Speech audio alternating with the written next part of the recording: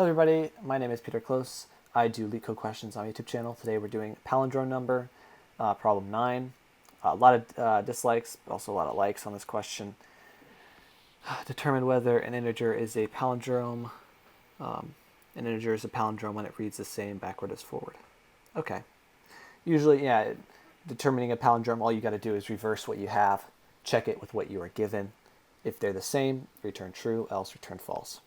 Here it's just saying that whenever the number is negative, we know that it's false, right? Because their explanation right here. If you read it from one way, you're going to get it different than if you read it the other way. So for example, left to right, you get negative 121, but from right to left, it becomes 121 with a negative sign. Therefore, it's not a palindrome. And example 3, 10, false. Okay. And here's a follow-up, but I kind of read this as a constraint. Don't solve this with a string. Don't convert the integer. We know how to reverse an integer, so let's just go ahead and use that. So here's my notes on this question. So I restate the problem right here. And here are the two examples, right? So what we're going to do is we're going to take our original number, and then we're going to take the reverse of that. We're going to reverse it.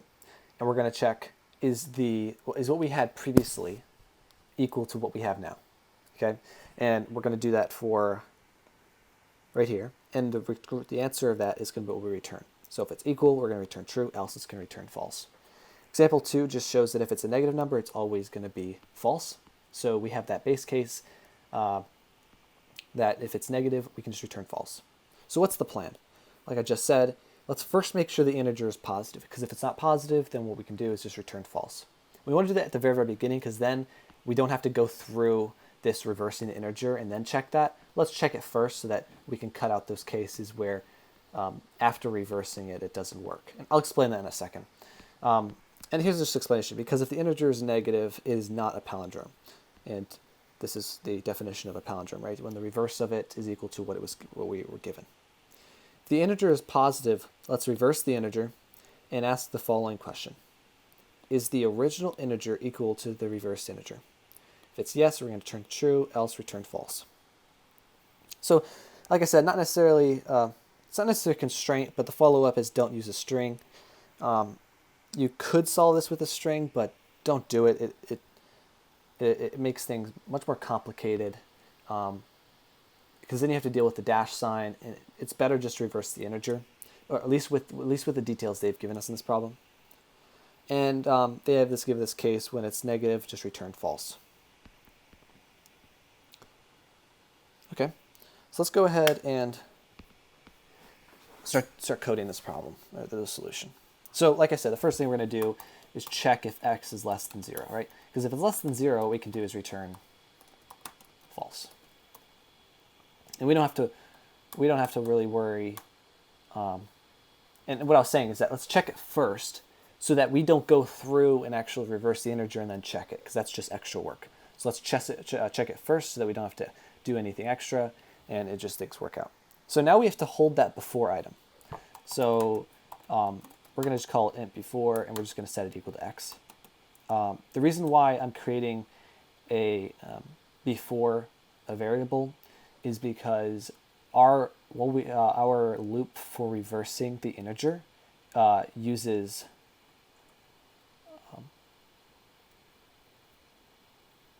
there you go. Okay. I had that backwards.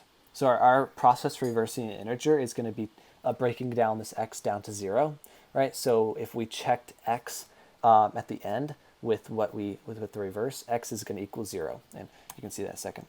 So next thing we have to do is int reverse, which is going to be our reversed integer, and then int pop, or it will just do pop. This is just going to be digit. So in my previous example, I had digit. I might have said pop, but basically it's just the last digit in the integer. If you're confused about how to reverse an integer, just check out my previous video. I go in much more depth, as well as showing the explanation. And actually, here, this might actually help you. If you want to pause the video right here, you can go ahead and take a picture of this. This explains that reverse integer problem. It might help you. Okay. So now we have the while loop, right? So while x is not equal to 0, we're going to loop through and we're going to do a couple things, right? we said we're doing three things, right? We're doing calculating pop, x modulus 10. We then update x. X is equal to x divided by 10. We then calculate reverse. Reverse is equal to the reverse times 10 plus pop. Yes, I could take this and just put it right here, but I like keeping it separate so that it's a little bit more easier for me to understand. Feel free to go ahead and get rid of that. It helps you a little bit in memory, but besides that, I think it should be just as fast. So now we have to check, is the before equal to the after? So if the before is equal to the reverse, we're going to turn true. Else,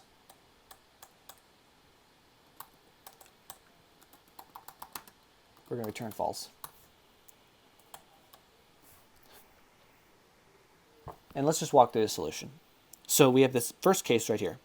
If it's negative, here, I'm just going to do this because it's been, I don't know, it's been a little bit weird with all the tabs. So return false if it's negative, right? Now we're going to take and store this before item, right? So we're never changing it. We're then going to calculate the reverse through these steps right here. And then here, we're going to go ahead and check if they're equal. If they're equal, oh, there it goes, forgetting a terminating statement. And if not, we can just go ahead and return false. So making sure that I have terminating statements. Yep. Yep, there you go, 78.50%. And like I said earlier, you can take this and put it in for pop right there, and then just get rid of this. And let's see if this speeds anything up. This is going to be memory. Oh. Yeah, you're going to have to.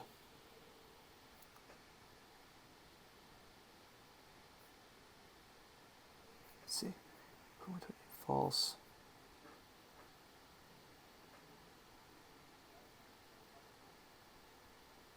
Oh, here it is. We're updating x before, we have to update it after. Okay. I was like, whoa, that was weird. And that this will work. Yeah, so 100%, and you have something like that. So yeah, hopefully this makes sense. If the reverse integer part did not make any sense, then go ahead and just rewatch that or watch that video that I created on that. Other than that, I'll be continuing to make more of these videos, and hopefully you enjoyed this. You guys take care.